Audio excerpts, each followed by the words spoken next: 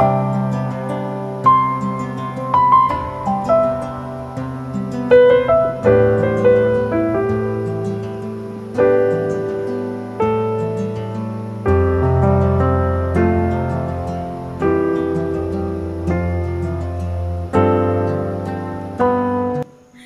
Friends, छायाज किचनमध्ये आपल्या सर्वांचे खूप खूप स्वागत आहे। आज आपण सँडविच ढोकळा कसा बनवायचा आहे ते पाहणार आहोत। चला तर मग बनवायला सुरुवात करूया। सँडविच ढोकळा बनवण्यासाठी येथे मी 1 वाटी रवा घेतला आहे। आता यामध्ये 1 वाटी दही घालून घेऊ। दह्याऐवजी येथे आपण ताक पण वापरू शकतो। आता यामध्ये मी चवीनुसार मीठ घालून घेतलं आहे। आता हे छान मिक्स करून घेऊया आणि यामध्ये थोडं पाणी घालून याचं बॅटर तयार करून घेऊ। येथे मी बॅटर छान तयार करून घेतलं आहे। हे बॅटर तयार करण्यासाठी येथे मला 1 वाटी पाणी लागलेलं आहे। आता यावर झाकण ठेवून 10 मिनिटं मुरण्यासाठी ठेवून देऊया। सँडविच ढोकळ्यासाठी लागणारी चटणी तयार करून घेऊ। मिक्सर जारमध्ये मी 5-6 हिरव्या मिरच्या घालून घेतल्या आहेत, आलं घालून घेतलं आहे, कोथिंबीर घालून घेऊ, 5-6 लसणाच्या पाकळ्या घालून घेऊया आणि 2 चमचे इथे मी शेंगदाणे घालून घेत आहे। थोडं मीठ घालून घेऊ आणि थोडं पाणी घालून याची आपण बारीक चटणी वाटून घेऊया। इथे मी बारीक चटणी वाटून घेतली आहे। ढोकळा बनवण्यासाठी येथे मी केक टीन घेतलेला आहे। आता याला तेलाने ग्रीस करून घेऊ। याऐवजी येथे तुम्ही ताट पण घेऊ शकता। आता हे तेलाने सर्व बाजूने छान ग्रीस करून घेतला आहे। 10-12 मिनिटं झाली आहेत, बघू शकता रवा पण छान भिजला आहे। हे बॅटर छान आता हलवून घेऊ। बघू शकता ढोकळ्यासाठी लागणारं बॅटर तयार आहे। आता आपण हे बॅटर दुसऱ्या बाउलमध्ये एकसारखं दोन्ही बाउलमध्ये पण काढून घेऊया।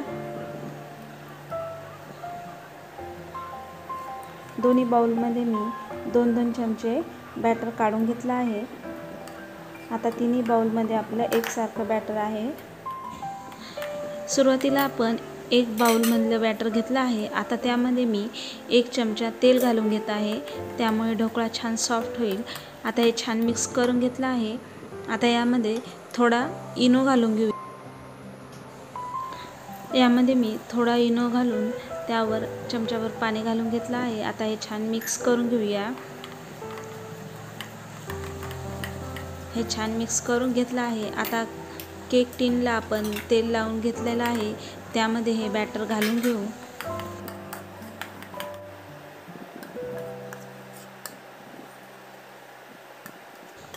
येथे मी बॅटर घालून घेतलेलं आहे। आता हे आपण स्टीम करून घेऊया। कढईमध्ये मी 2 ग्लास गरम पाणी करण्यासाठी ठेवलेलं होतं। बघू शकता पाणी गरम झालेलं आहे। आता आपण ढोकळा हा 5 मिनिट याला आपण स्टीम करून घेऊ।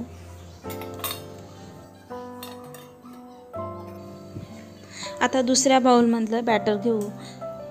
यामध्ये मी अर्धा चमचा तेल घालून घेतलं आहे। आता याला छान हलवून घेऊ। आता ही तयार करून घेतलेली चटणी यामध्ये सर्व चटणी आपण घालून घेऊया आणि याला छान हलवून घेऊ।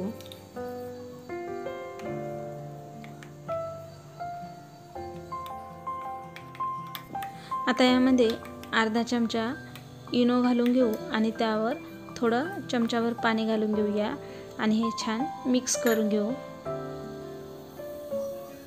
आता हे सर्व बॅटर आपण छान मिक्स करून घेतलं आहे। 5 मिनिटं येथे मी ढोकळा छान वाफून घेतला आहे। आता यामध्ये आपण चटणी घालून तयार करून घेतलेले हे बॅटर यावर घालून घेऊया आणि सर्व बाजूने एकसारखं पसरून घेऊ आणि अजून याला 5 मिनिटं आपण स्टीम करून घेऊ। येथे मी तिसऱ्या बाउलमधले बॅटर घेतलं आहे। यामध्ये अर्धा चमचा तेल घालून घेत आहे। आता हे छान मिक्स करून घेऊया आणि यामध्ये अर्धा चमचा इनो घालून त्यावर थोडं पाणी घालून घेऊ। आणि हे सर्व छान मिक्स करून घेऊ। 5 मिनटं झालेली आहेत। आता आपला ढोकळा 5 मिनटं छान स्टीम झाला आहे। आता यामध्ये आपण तिसऱ्या बाउलमधलं बॅटर घालून घेऊ आणि सर्व बाजूने एकसारखं पसरून घेऊया। आता हे पण आपण अजून 5-7 मिनिट छान हा ढोकळा स्टीम करून घेऊया।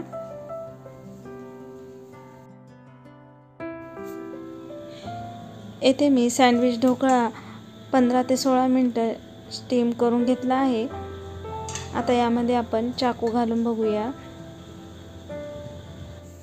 बघू शकता चाकू आपला क्लीन निघाला, म्हणजे ढोकळा हा छान स्टीम झालेला आहे। आता याला आपण थंड करून घेऊ। ढोकळा आता थंड झालेला आहे। आता आपण याचे एजेस लूज करून घेऊ आणि आता एका डिशमध्ये याला आपण काढून घेऊया। बघू शकता आपला सँडविच ढोकळा खूप छान झाला आहे।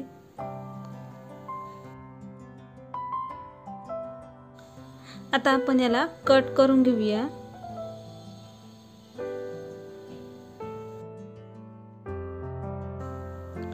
बघू शकता आपला सँडविच ढोकळा खूप छान झालेला आहे।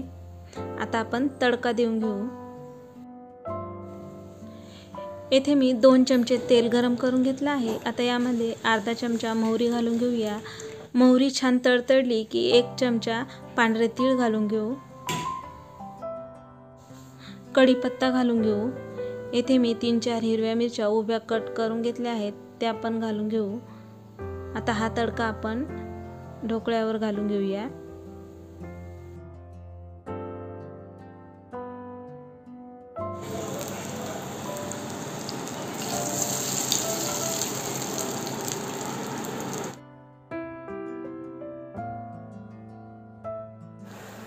बघू शकता आपला सँडविच ढोकळा तयार आहे।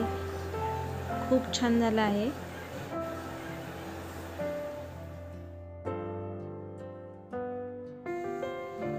झटपट बनवलेला टेस्टी असा सँडविच ढोकळा आपला तयार आहे। खूप छान झाला आहे। तुम्ही एकदा नक्की ट्राय करा। आजची रेसिपी तुम्हाला कशी वाटली कमेंट करून नक्की सांगा। आवडल्यास लाईक करा आणि चॅनलवर नवीन असाल तर सबस्क्राईब करायला विसरू नका। पुन्हा भेटूया अशाच छानशा रेसिपीसोबत।